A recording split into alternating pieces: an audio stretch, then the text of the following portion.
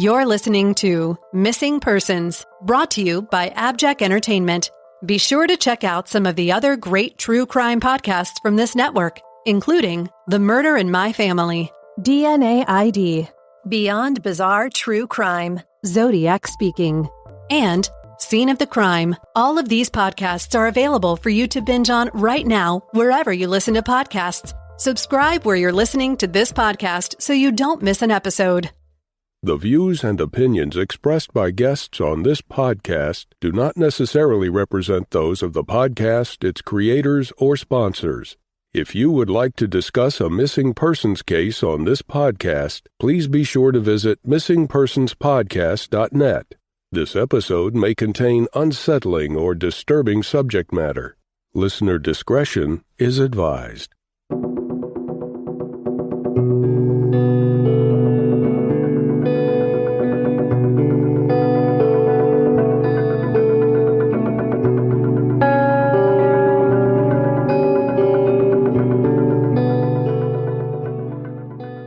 Welcome to Missing Persons, a podcast dedicated to spreading the word about people who have vanished under mysterious or unexplained circumstances, and the family members who are looking for answers.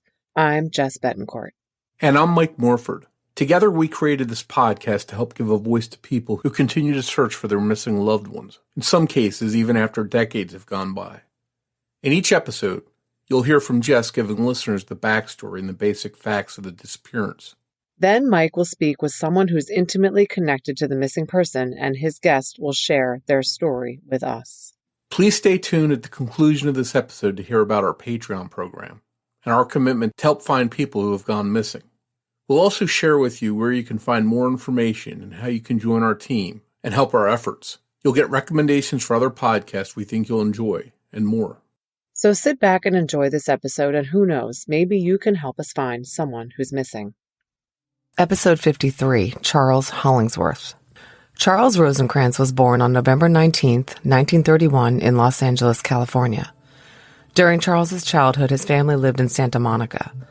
Not much is known about Charles's early life. He had two younger brothers, John and Robert. He attended school to become an osteopath and practiced in California, eventually obtaining his MD and practicing as a well-respected doctor. He also got his pilot's license flying small planes as a hobby. When he reached adulthood for unknown reasons, Charles legally changed his last name from Rosencrantz to Hollingsworth, his mother's maiden name, as did his brother John. In 1970, Hollingsworth was living in South Lake Tahoe, California. At age 39, he was quite successful, having opened his own medical practice jointly with his brother John and serving as the chief of staff of the local hospital.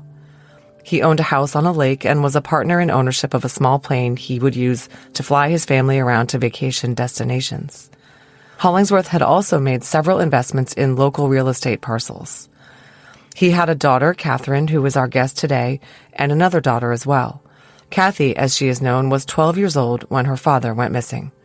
She tells us that her father, Charles, was a study in duality, probably bipolar, what was known back then as manic-depressive. At times, he was gregarious, energetic, and the life of the party, and everyone wanted to be around him because he was so fun. At other times, though, he was down and preferred to be alone. This condition was undiagnosed and untreated.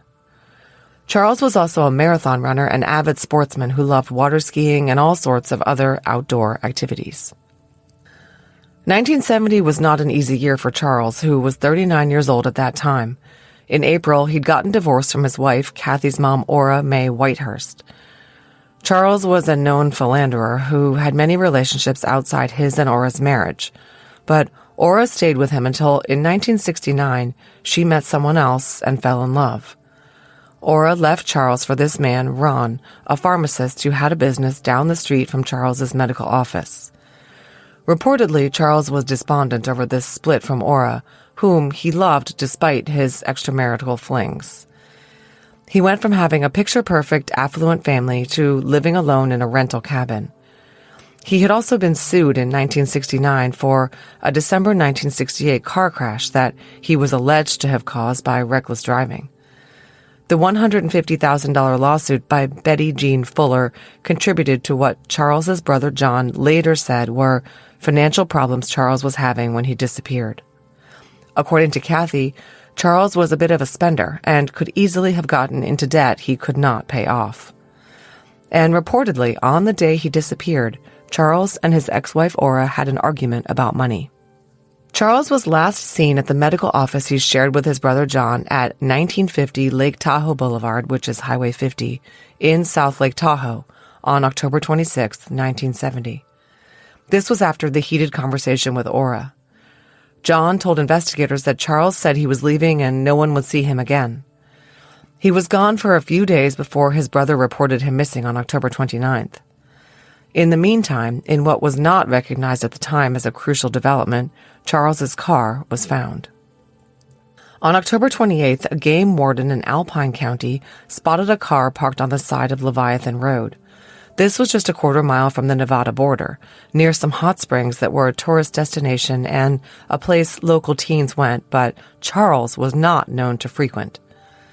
The isolated spot was about 24 miles southeast of Lake Tahoe, a 45 to 50-minute drive from Charles's office. There was no sign of anything amiss in or around the vehicle, and the police had it towed. By the time they ran the VIN number, Charles had been reported missing. Kathy tells us that in her father's car were found his running shoes, a jacket, his handgun, and his pipe and tobacco. These items were all important to him, and the family does not think he would just leave without them. But extensive searches of the desolate area around the car by Douglas and Alpine County deputies turned up no signs of Charles, even though helicopters were used to cover large amounts of area. Theories of what happened to Charles about whether he could have left to start a new life or could have gone off to take his own life don't really add up given the items found in the vehicle and the fact that his body was nowhere to be found. But his family continues to hold out hope that perhaps Charles is alive somewhere and just left of his own accord. One possible theory that could make sense with the car being abandoned with Charles's personal items inside is if he met with foul play and someone drove his car to the spot where it was found in an attempt to hide its connection to him. Charles's family says he had no known enemies, but it's possible he was caught up in some illegal activity or crossed someone along the way who wanted revenge.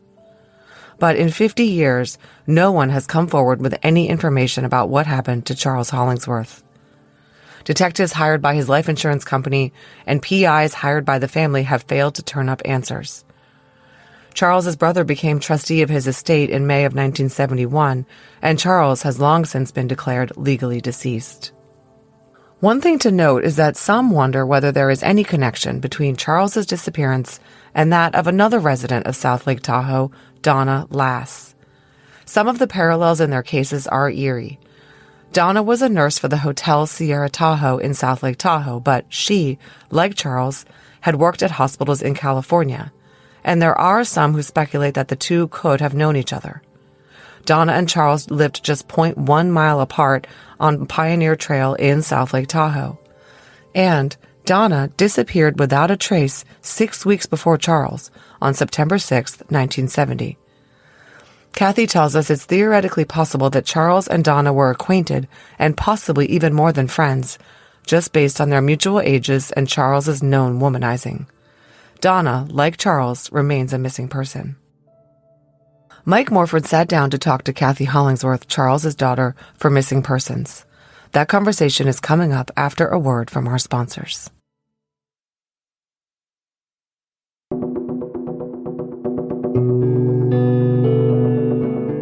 Hi, Kathy, and thank you for coming on Missing Persons to discuss your father Charles's case with us. Well, thank you for having me. My pleasure. Your dad's case is one that's it's pretty old, 50 plus years. It's one that I think it's gotten connected to some other people, other high-profile case that we'll talk about. You and I talked on the phone several weeks ago. I think maybe you were a little hesitant to come on the show. Is that because your dad's case has sort of been spoken about in connection to some of these other cases? Did you have any kind of misgivings regarding that?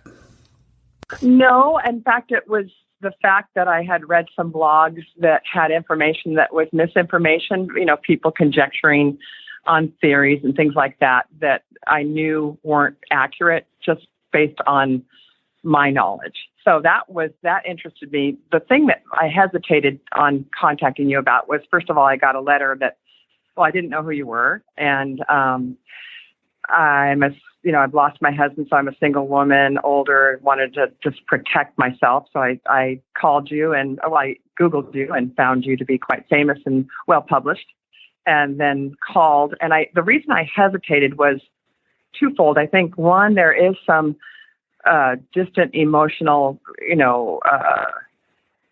trauma, losing your dad to disappearance. There's really no funeral or no supposed death. There's no grieving process. I think you just grieve for the rest of your life because there's no formality behind it, and you don't know what the outcome of that loved one is. The other thing is, my sister, who is 6 years younger than me, a few years back, I think I mentioned that the South Lake Tahoe Police Department contacted me to get some DNA sample so that they could put it in the database in hopes that someday there might be a match. And my sister refused to do that. She said, I don't want to know what happened to Dad because it can be nothing but a bad thing. And so I respect that. And that's really the number one reason I hesitated, because I didn't want to upset my sister. And then I thought, it's okay. And so I just 5 minutes before we started this conversation, I told my sister Sharice that I would be speaking with you and trying to lend whatever I could from my memory 50 some years ago to the case in hopes that we could find out. She's fine with it now, but I did hesitate because of that too. I didn't want to upset my sister either. So she's the only other offspring from Dad that we know of, Yeah. So that's really what was my reluctance. It's got to be like a tough situation to go 50 years without knowing what happened to your father, and then wrestle with these things of, okay, do we stir up the pot and get to talking about this again, or do we really want to know the truth if we can find it? Because, as your sister said, it's probably going to be, there might be some painful truths in finding out. Right. And, Russell being the three of us being a family, Russell is my half brother, so we share a mother, but really he's our brother. I've known him all our lives. And he is so vigorous. He really wants to know too. And so I felt like I had I had the majority of the three people wanting to know. And then Don Freer, as you know, I don't know if you were able to secure an appointment with him, but he has, he has data. He has information that will help you sleuth out more substantial information. My information is just being a 12-year-old, knowing what my parents were going through with a marriage breaking apart and the aftermath of that, and then just cursory information about the discovery of his car and what was in it and those kind of things. Yeah, and I did reach out to Don, and hopefully I'm able to land a discussion with him that we can use on the air, and maybe he can help fill in some blanks. But it's sort of what you touched on about seeing things unfold from inside your family. I want to go back, if we can, to before your dad went missing. He had a lot going on. On the surface, it seemed like he was, had a successful medical practice. He's got a family. He's a tall, good-looking guy. I'd compare him to maybe Rock Hudson. Would that be a fair comparison? I thought he was Jeremiah Johnson, because at the time that movie had come out, and he was a very handsome man. So yeah, the few photos I've seen him, he looks sort of like that 50s, 60s type movie star look. Almost a Brando look. His lips. He's got a Brando lip. Yeah. So he seems like this good-looking, successful doctor. He's got the family. But as we talked about when we first talked behind the scenes, things weren't so perfect in his life or in your family's life. Can you talk a little bit about sort of those dynamics, what was going on? Sure. I was born in Van Nuys. I was the first baby born at Valley Press. So every time they have a 10 or a 50-year reunion, I get invited. But he went to DO school, and which is a doctor of osteopathic medicine. And then shortly thereafter, another physician from the Tahoe area lobbied the board and got everybody that wanted to become an MD get their DO designation changed to MD. So he fought hard for that. And his father was a machinist, and his mother worked as a secretary. And he was the oldest of 3 boys and a very domineering mother. And he didn't come from money. He worked very hard for the things that he got. But he very smart, but I think he was very bipolar, and he was a very gregarious man. It was very fun to be around, but then he would go into one of his low moments, and we wouldn't see him for days. He would, all his patients loved him. He did have a thriving practice. We had a home in Tahoe Keys on the water. We had a boat, a plane, everything you could ask for, but I think he was overspent. I don't know that for sure, but I do remember my parents fighting about money. And I think really what put him over the edge was he loved my mom in his own special way, but he was a flagrant. He would cheat on her.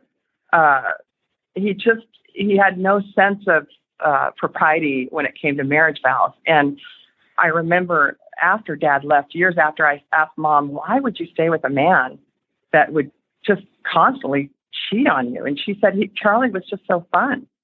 And I hadn't fallen in love with Ron Rinaldi, who was my stepdad. She met my stepdad at the pharmacy. He was a pharmacist, very small town. This is Tahoe in the mid-'60s. And so she walks into the Tahoe Valley Pharmacy and lays eyes on Ron Rinaldi, and they fall immediately in love. And so Mom proceeds to get a divorce from Dad. This is happening in 69, 70. And I think that put my dad over the edge emotionally wise. I don't think he ever thought that Aura would leave. My mother's name was Aura. Would leave her. She would leave him, and she did because she actually fell in love with somebody else. And so he moved out, and he lived in several different places around in Tahoe. And the last residence I remember him being at was in a cabin, just kitty corner adjacent to Barton Memorial Hospital, which is where he worked. He was the chief of staff there. He was very well respected. He was a great doctor. He was very well loved. But I think that his personality is bipolar personality, and I think he might have overspent. He was just overspent on, and that's a time. My theory was that he may have gotten involved with the mafia. And I know that sounds crazy, but I know the mafia was there because my stepfather, Ron Rinaldi, he owned classic cars, 1932 V16s, Buick Chrysler 300s, just a bunch of old classic cars that he kept in garages all around town.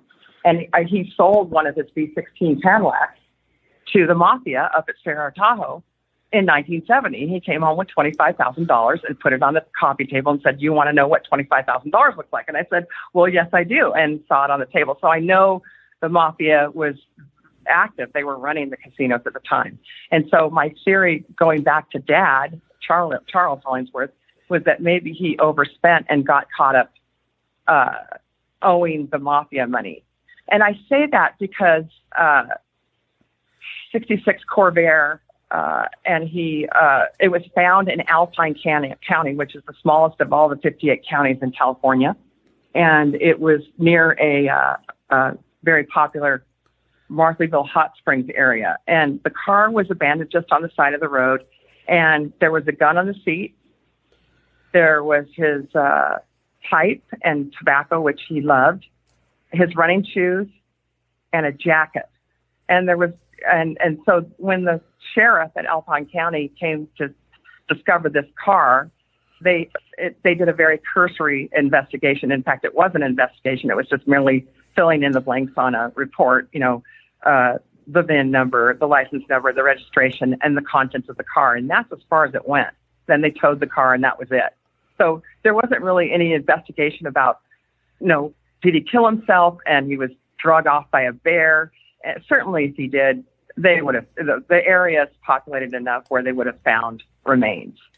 So I don't believe that he tried to kill himself. And especially in light of the fact that he left things in his car and the gun I mean, if he killed himself, he would have been right there in the area. So, so I kind of go back to the idea that maybe he was involved with the mafia, and he loved Mexico. I'm talking to you from Baja, from the Sea of Cortez, in a home that I have here, because of his love of being a private pilot and flying his family down here to Baja frequently. And so we thought maybe he ended up in Mexico and he was practicing medicine in some tiny village. And in fact, the insurance company, he had a $60,000 policy, life insurance policy on him. And my stepfather, Ron Rinaldi, kept paying the premiums on that because none of my dad's business could be settled until there was a death certificate. And that didn't happen until 7 years later in the courts. So the policy was paid on. My stepfather took a portion and then gave a portion to my sister and I. And but I just feel like with the insurance company, Don Freer told me that they did several investigations. They hired PIs to try to find out what happened to Dad. And they were never successful. But it did take 7 years for them to settle my father's affair, including his medical practice, which he shared with his brother, John Hollingsworth, who has since passed, and the plane that he co-owned with Don Freer. I didn't realize the financial impact it had on his best friend, Don. At the time, Don was trying to maintain, actually the plane was owned by 3 people, Josh Hickman, Don Freer, and my dad. And so you usually share the cost of a plane because it's so incredibly expensive to maintain and store. So it did cause some financial fallout, not only for my family, but also for other people that were involved with my dad. And then why you asked why I hesitated, and I told you why I hesitated. But the reason I wanted to talk to you is really I want to know what happened, and I also wanted to clear up some information on his psychological, from what I remember at 12, being in 7th grade, what he was like.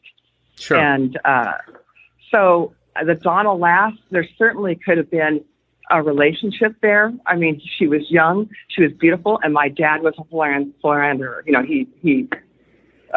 He cheated on my mother. So I see that that's completely possible. She was, in that area. She was working at Sahara Tahoe, I think, at the time when she disappeared, as a nurse for the hotel. And so that's a possibility. But there was some other things on the blog. It's just about interpersonal family relationships that I wanted to clear up. And honestly, I did not go back on the blog to check out some of the discrepancies, but that was the other reason. I just wanted to make sure that I could lend what good my memory is of the situation to clear up so that people can have theories that are a little bit more, in line with the possibility of finding him. So. Yeah. And there's a lot to unpack to the stuff you just said, but taking one thing at a time. So you mentioned your dad was bipolar. Was he diagnosed? Was he on any kind of medication or anything like that? Back then it was just called manic depressive. It wasn't. It was not in the DSM. It did not show up, as a reportable. It wasn't. No, he was not treated for it, okay. And nor did he treat himself. But he was a man of excess. Let's put it that way. And he was a lover of the outdoors. He water skied, snow skied. He taught me all the sports. He really was he was fun to be around. Everybody wanted to be around Charlie because he was just very entertaining and fun. So, was he given to any stretches of depression? Did he ever seem like he, you mentioned you didn't think he would go off and take his own life someplace. Did he ever display any kind of, intentions that he might self-harm or anything like that? When he was depressed, it was sort of a syndrome. And he would carry a high for a while and it'd be all great. And then he would, it was like a light switch went off. And when I found him eating a gallon of ice cream on the couch or in his bedroom, I knew that was the time that he was going to go into one of his depressive moods. And they could last a couple weeks and then he would come out of it. I don't think he was taking any medication for it. And it wasn't really, it was known as manic depressive disorder then. It wasn't really as understood back then as it is now. And the medications are available now that weren't available back then. They're all drugs that were heavily armed with side effects that were unacceptable to patients to take. Weight gain and, having a foggy mind and personality changes where you just become sort of a muted version of yourself. So I don't believe he was on any of those, or nor was he treated by anyone for it. And you also brought up a couple things, so that he liked to go to casinos, he may have been in debt, perhaps he somehow got linked up with the mob. He didn't like to he wasn't a gambler. He was not a gambler at all. We didn't hang out on the only times we went to the casinos were to watch a movie, like the Sarah Tahoe would open up their showroom and play a big film like The Shoes of the Fisherman, or some film that people wanted to see outside the theater. And so we would go up there for that. So on occasion we would see headliners like Dean Martin or just Anne Margaret. We'd go to shows, but he didn't go up there to gamble. He really wasn't a casino junkie. He did not hang out in the casinos. But I do believe that the Donna Lass thing, that there could be a connection there just because of her age and her profession and how close she was within the community. Okay. So yeah. Yeah. It's good to know, because I guess there is a lot to do at the casino, especially back then, taking shows and stuff besides gamble, things you could do there that didn't involve right. He didn't gamble. He was not a gambler. I think the debt came from him overspending, his personal overspending, on houses and items. The practice alone, buying the building, I believe he was overextended. Gotcha. And there was a report from my uncle who's since passed, but that saying that he remembers Mom coming into the office after closing and getting in a fight with Dad, and it was about money. This is when Mom's like getting divorced and saying, I'm done, and it's time to figure out how we're going to split up our marriage. And so. Yeah, so it definitely seems that between the finances, your mom leaving him, there's a lot that you could say could be the catalyst that he could take his life. Yeah. Or decide to just reset the button and say, you know what, I'm going to go live someplace else and do something different and restart my life. Well, one of the theories, he was a long distance runner. When I said he left his shoes in the car, those were running shoes. He would run in marathons, and he was a big runner. And so I just never understood why, if he took his life, where the body was, and why. It just seems so odd that he would leave his favorite things, whether or not he was going to kill himself. Yeah. So it made me think that maybe, and there was other theories that he had parked his car there. Don Freer and a few of his other friends in town said he was a long distance runner. He probably parked his car there and jogged to some place out in the desert, Nevada desert. Alpine County is in California, but it's right at the state line of Nevada. And so, and there's a lot of dirt fields that, who knows? It seems far-fetched, but people thought that he might have jogged to some dirt airport and taken a plane to Mexico. That was a theory for a long time. And then that led the investigators for the life insurance policy, Prudential, or I think it was Prudential, to investigate in Mexico looking for him. Because $60,000 back then was a lot of money. I mean, it's not really that much money, but it was enough to hire, for the insurance company to hire people to try to find where he was. Sure. And you bring up an interesting point. If he's going out to the spot where his car was found to take his own life, why would he leave the gun on the front seat? Wouldn't he bring that with him? Yeah, I mean, how could he leave the gun there if he... It just doesn't, the math, it doesn't work. The logic's not there. So then I started thinking it possibly was mafia driven, and that somebody dropped the car there as a bait and switch, sort of. I mean, yeah, I don't know. I feel like it was some other, and he could certainly have taken his life, and it just wasn't at that moment, Yeah. So. Let me ask you this. So that day, October 26, 1970, the day your dad went missing, how did things unfold that day? Who realized he was missing, and how did that part all play out?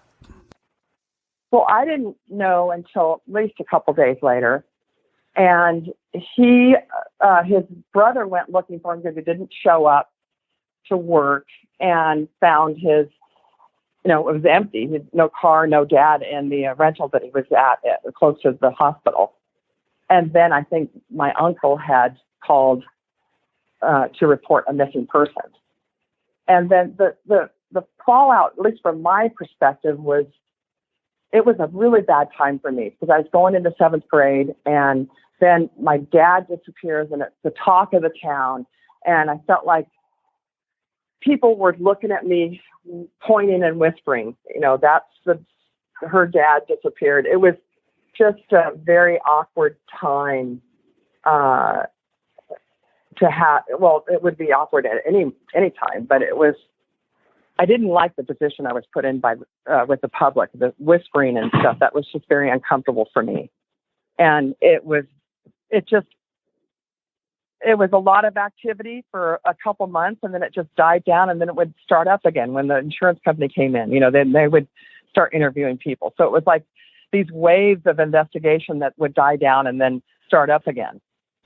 But I think if they had done a little bit more investigating at the car itself, there might have it was just a report. It was not really an investigation. The car had already been towed by the time Dad was reported missing, so they couldn't even go back to the site to do tire track marks, or back then they had that kind of technology. But so I don't know. I just don't know. I wish I knew. Yeah. I knew. I hope you can find out. Just to clarify for listeners, about how far from the area where your dad lived would you say his car was found? About how far is that? It's about a 50-minute drive from our house to the Margaretville Hot Springs. Yeah, so not you have like to go over a path. Yeah. Yeah, it seems like a real destination, not someplace he just was in town and drove down a local road. Yeah, he had to get there. Dad, we never went there. As a family, we never went to the Margaretville Hot Springs. I only went there when I was in high school, and I would go with my boyfriend. That was not a family event. So to have his car parked there, it just seemed, it's not one of his stomping grounds. He never hung out there. That's why I thought the car park there was trying to mislead. That was my impression. But Dad, we didn't take family Sundays to go to the hot springs.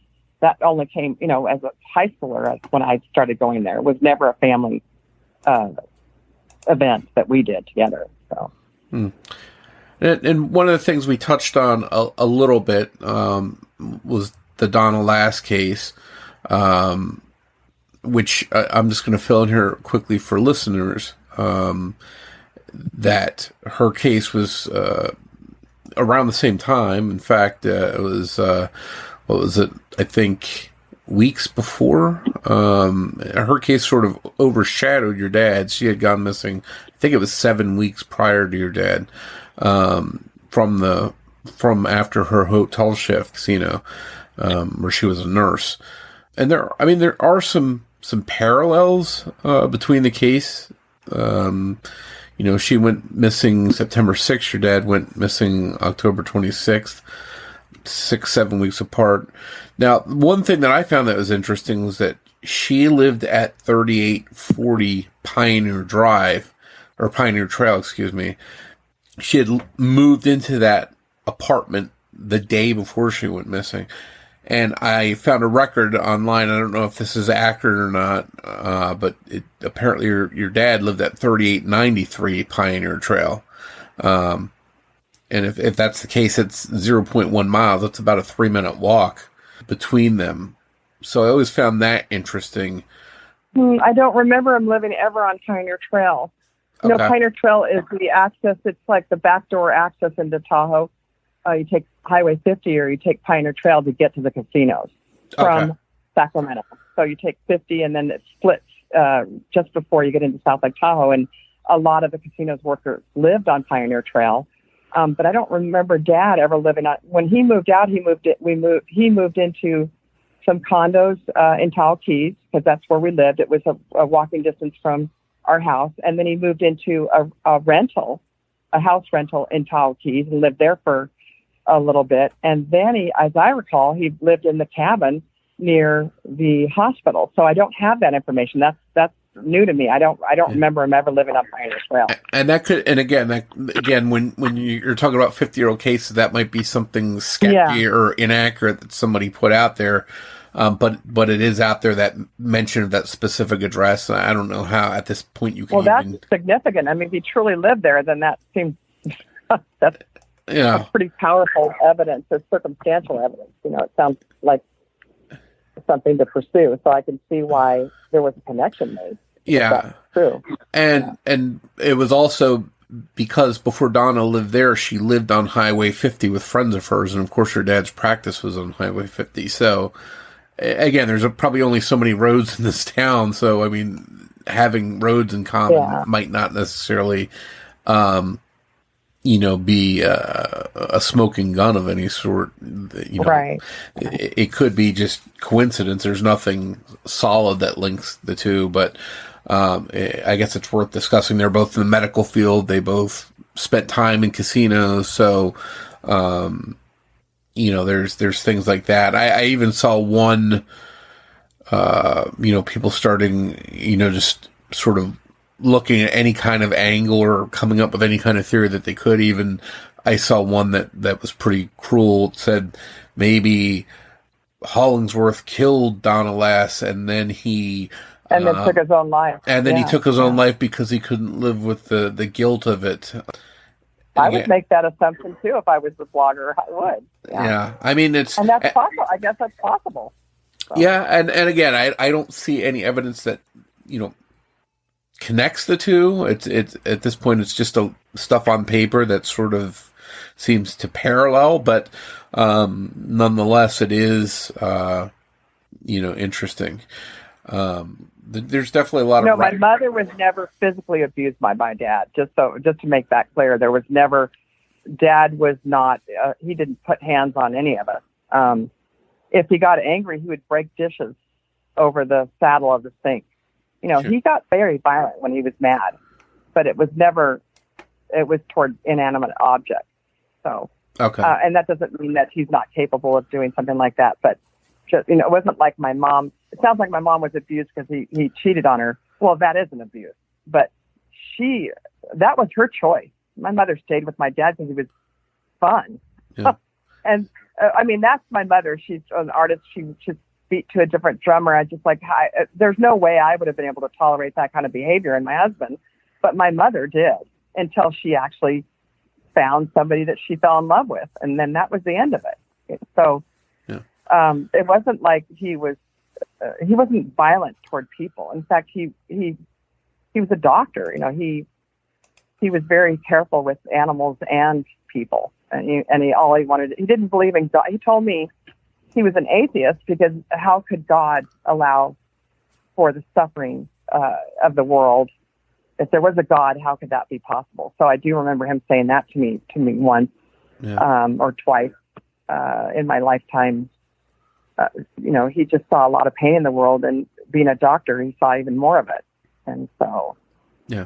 And again, there's nothing out there that besides someone's theory online that indicates your dad did anything illegal or was involved in any crimes or anything, but just something someone put out there. Well, and that's why my sister was reluctant. You don't know what. I mean, it could be, and so. That's probably one of the scenarios my sister went through was how could it be anything good? And so, that's a good example of how we wouldn't necessarily want to know that our dad committed murder, if it's true. So, sure. Now, you mentioned your dad was declared dead 7 years after he went missing. Did you all believe that that he was in your heart dead, or did any of you think that maybe he is out there someplace under an assumed name, maybe in Mexico, living out his life? I held out hope for most of my life that he was alive. I as a kid, that's what you hope for. I was always mad because how could he leave his kids? There was a lot of, I just never understood how he could leave and not come back. So I thought he was alive for probably 20 years. And then after that much time, you just go, well, the likelihood of him being alive is slim. So, but we, all of us thought that he had the wherewithal to be able to take off and make another life, possibly, Yeah. He was definitely charismatic and charming enough with people where he could have taken up life anywhere and been accepted. He was a joy to be around when he was in a good mood. And I know the odds are against it, but let's just say he was somehow out there. Now he'd be 90? If he was born in 33, he'd be 89 this year. Okay. He would have been 89 in November, yeah. Okay, so if he was somehow out there and alive, would you welcome any kind of reunion? Oh, of course. Yes, I would. Yeah, no, I don't hold grudges, and I would love to know one way or the other. If he was alive, I would go back to him and have a relationship with him. Absolutely. Well, yeah. And if the reverse is true, if somehow he's not, I assume you'd want to know that as well and know what happened. Oh, absolutely. I want to know, Mike. I would love to know. And there's so many other people that are still alive that want to know what happened to Dad. Yeah. He was well loved. He was well loved in the community. He birthed all the babies. I got a horse. I was into horses when I was 11, and I wanted a horse, and so he delivered Rob Ross's kids for free. So I think, he brought it for a horse for me. I mean, he was that, there was, he did, and he did a lot of in-service work where he didn't charge patients because the people that couldn't afford it, he really was a good guy. I hope I'm not making him sound like a monster because of his bipolarness, but he really was loved by the community. And it was a much smaller community back in 66. It was, there wasn't a population of 10,000 people, I think, full time there. It was and all the businesses were scattered along Highway 50. It was a 2-lane road. I mean, a lot has changed in Tahoe since then. So it was just there was very few people that lived there year round. So let me ask you, over the years, has there been any kind of, cases where there'd be a body found and they'd be like, okay, let's reach out and see if this could be Charles Hollingsworth? I have been approached by the South Lake Police Department saying that they'd found a body in the Nevada desert, and that they thought it might be Dad. And then they told me the height, and it wasn't right. The skeleton was 5'10", Dad was 6'1", so that couldn't be. And then they contacted Don Freer, because Don was a dentist, and he was also the coroner, the medical examiner in Tahoe, because that's how few people could, people had many different jobs back then. And so Don said that he had gotten back to the South Lake Police Department, and they said he looked at Dad's dental records, which he's since given to the DOJ, apparently, but the dental records didn't match either. So it was not a match. And it wasn't a DNA match either. I don't know why they contacted me, because the DNA didn't match, but they found a body and they let me know before they had done the DNA, or the DNA testing was being done at the time. But then they contacted Don to just get the information as soon as they could about the dental records. And Don will be able to lend more credible memory to that, since he's the one who was involved in that. Yeah. Don has substantial, paperwork information, and he has adult memory of it, even though he's going to be 90 in June. After speaking with you, I called Don, and he's very sharp. He's old, but he's got a very intact brain. So I hope that he can lend some more helpful information other than just Dad's, psychological well-being at the time. Sure. But I think his world has imploded. I mean, I really believe that he never thought Aura would leave him, and that he was fine with how it was going. And she said, no, I think I want to go off. And I think that it just seemed like he crumbled in that period of time when Mom announced that she no longer wanted to be in a marriage with him. I really believe that was the beginning of the end for my dad. Mm. And here you are 50 plus years later now, still asking questions and trying to figure out what happened. Well, you don't get to, when somebody disappears, there's no funeral. There's no normal things that you go through of grieving and time to repair and remember. It's just always a question mark. I always want to, it's like, I don't have an answer. How can I mean, the courts might say he was dead, but that's just a piece of paper. That doesn't change it for the people that he's left behind. It doesn't confirm that he's dead just because the court says he is.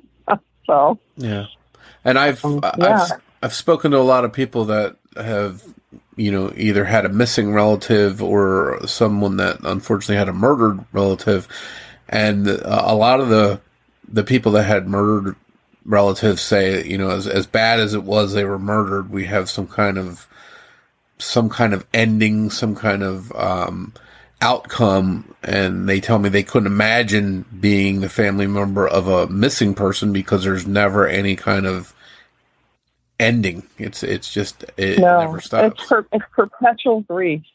It's perpetual grief. It's not a natural way that you get through someone's death.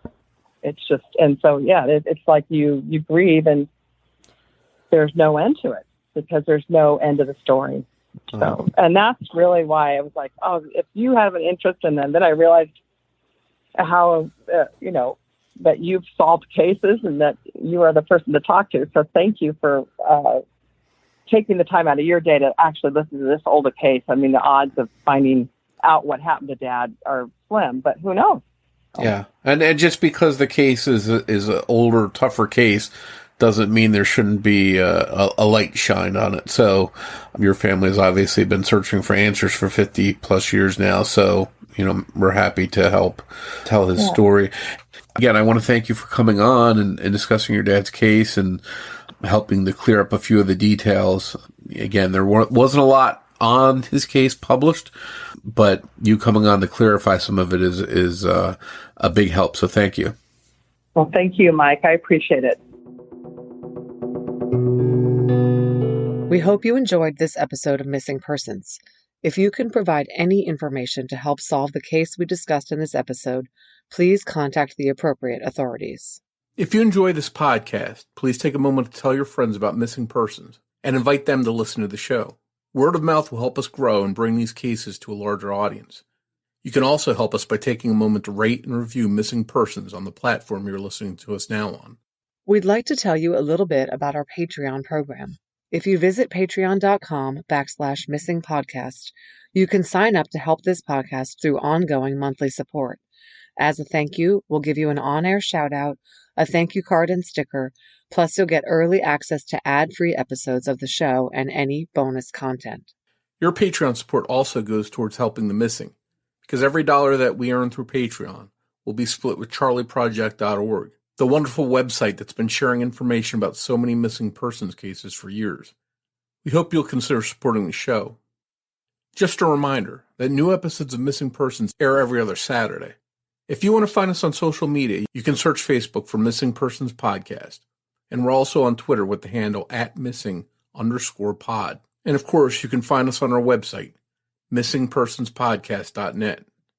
As we wrap up this episode, we'd like to play a preview of a true crime podcast we think you'll like. It's called Autumn's Oddities. Be sure to give it a listen. On behalf of Jess Betancourt, this is Mike Morford saying thanks, and we'll see you next time on Missing Persons.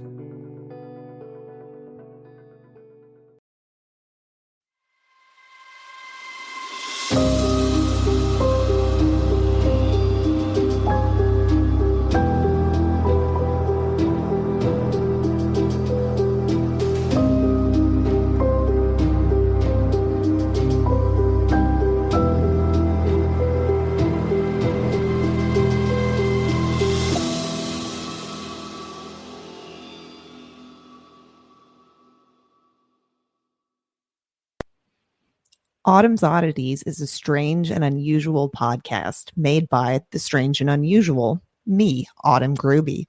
Each week, I'll be taking you through some of the creepiest cases true crime has to offer. It won't only be true crime, I'll also be covering cryptids, haunted places, haunted things, and the true stories that inspired horror movies. Listen every Monday and Friday for new episodes. And remember, if it's creepy and weird, you'll find it here.